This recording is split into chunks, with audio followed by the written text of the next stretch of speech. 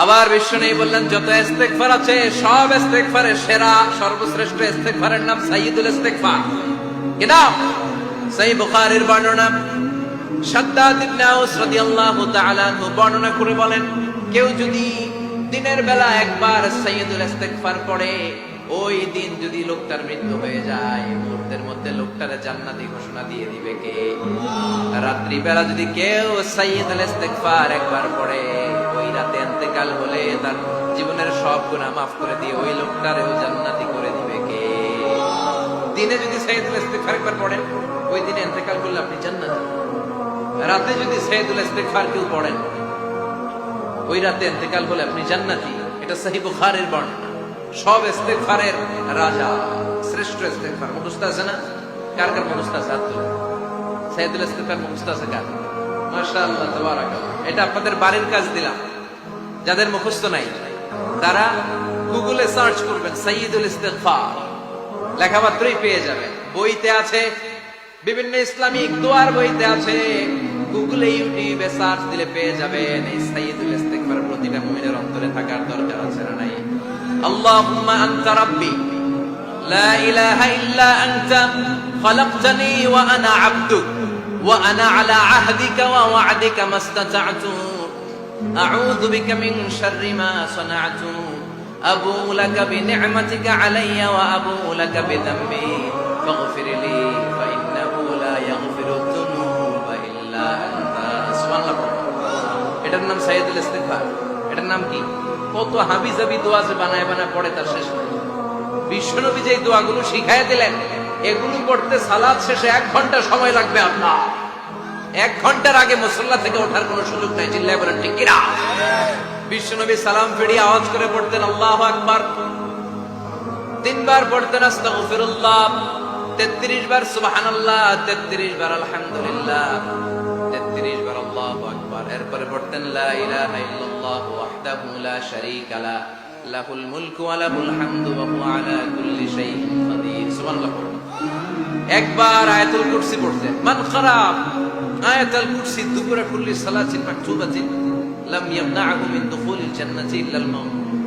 আয়াতুল কুরসি মুখস্থ না সবার?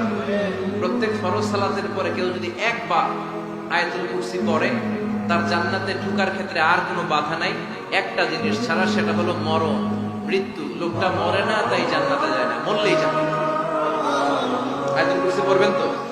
সালাত শেষে বিশ্বনবী বলতেন আল্লাহুম্মা ইন্না নাসআলুকাল হুদা ওয়াত তুকা ওয়াল আফাফা ওয়াল গিনা আল্লাহুম্মা আ'inna আলা যিকরিকা ওয়া শুকরিকা ওয়া হুসনি ইবাদাতিক اللهم لا مانع لما أعطيت ولا معطي لما منعت ولا ينفع ذا الجد منك الجد اللهم حبب إلينا الإيمان وزينه في قلوبنا وكره إلينا الكفر والفسوق والعصيان وجعلنا من الراشدين سبحان الله অভাব নাই সহি দোয়ার অভাব নাই এগুলো থইয়া বানায় বানায় আন্দাজে আন্দাজে দোয়া কালাম করে এজন্য মাসনুন যে দোয়াগুলো আছে এগুলো পড়বেন তো সাইয়্যিদুল ইস্তেগফার মুখস্থ করবেন কথা দিবেন তো কথা দিবেন কারা কারা মুখস্থ করবেন হাত তুলে আমার আল্লাহর দেখা রাজি আছে মুসলমান বিশ্বনবী বলেন যুদ্ধের ময়দান থেকে পালিয়ে এসেছে কোন মুসলিম সৈনিক সেও যদি এই আস্তাগফিরুল্লাহাল্লাযী লা ইলাহা ইল্লা হুয়াল হাইয়ুল কাইয়্যুম ওয়া আতুবু ইলাইহি মন থেকে পড়ে তার জীবনের গুনাহ আল্লাহ মাফ করে দেন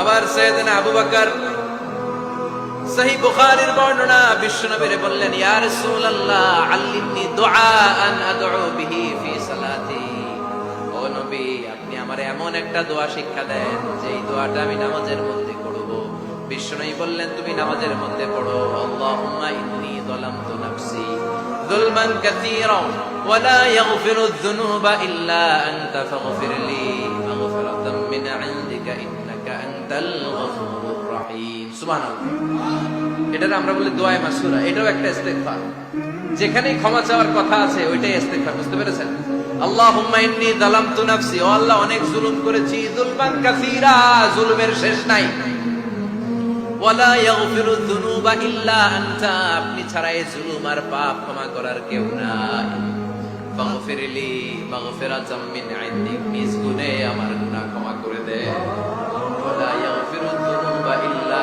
আনতা আপনি ছাড়া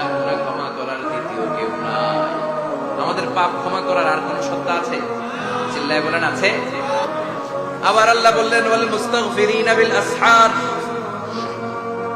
ওয়াল মুস্তাগফিরিনা বিল আসহার, আমার প্রিয় বান্দারা শেষ রাতে চোখের পানি ছেড়ে তাহাজ্জুদের নামাজে যায়, নামাজ ভিজায় আর শেষ রাতে ইস্তেগফার পড়ে, ঠিক কি না? যেই নবীর কোনো পাপ নাই, যেই নবীর কোনো অন্যায় হয় নাই, গুনাহ হয় না, ওই নবীকে আল্লাহ ইস্তেগফার করার অর্ডার করেছে। রব্বুল আলামিন বলেন ফাসাব্বিহ বিহামদি রাব্বিকা ওয়াস্তাগফিরহু ইন্নাহু কানা তাওয়াবা। ফাসাব্বিহ, নবী তাসবিহ পড়েন, বিহামদি রাব্বিকা, রবের নামে, রবের প্রশংসার তাসবিহ পড়েন, ওয়াস্তাগফিরহু, তার কাছে ক্ষমা চান, ইস্তেগফার পড়েন, ওয়াস্তাগফিরহু, ফাসাব্বিহ বিহামদি রাব্বিকা ওয়াস্তাগফিরহু, ও নবী আপনি ইস্তেগফার করেন। যে নবীর কোনো গুনাহ নাই, ওই নবীকে যদি আল্লাহ ইস্তেগফার করার অর্ডার করতে পারেন, আমাদের ইস্তেগফার করার দরকার আছে না? প্রতিদিন কম করে 100 বার ইস্তেগফার করব। কয়বার? চিল্লায় বলেন কয়বার? আওয়াজ করে সবাই আবার পড়েন আস্তাগফিরুল্লাহ, আর জোরে পড়েন আস্তাগফিরুল্লাহ। এজন্য পাপ হোক, অন্যায় হোক, শয়তানের ওয়াসওয়াসায় পড়ে নামাজ ছেড়ে দিয়েছি, মিথ্যা কথা বলেছি, আব্বা আম্মার সাথে বেয়াদবি করেছি, জুলুম করেছি, মুহূর্তেই চোখের পানি ছেড়ে 2 রাকাত নামাজ পড়ে তওবা করে ইস্তেগফার করে ক্ষমা চাইবো কার কাছে? চিল্লায় বলেন কার কাছে? এগুলো হচ্ছে মুমিনের হাতিয়ার। এই তাওবা, এই ইস্তেগফার, this is the weapon of believers. এগুলো বিশ্বাসীদের হাতিয়ার। তলোয়ার, ড্রোন হামলা, মিসাইল, AK-47, এগুলো আমাদের পাপ হয়েই যেতে পারে, আশা হারানোর কারণ নাই। Never lose hope, never give up. মুমিন কখনো আশা হারায় না, মুমিন কখনো নিরাশ হয় না।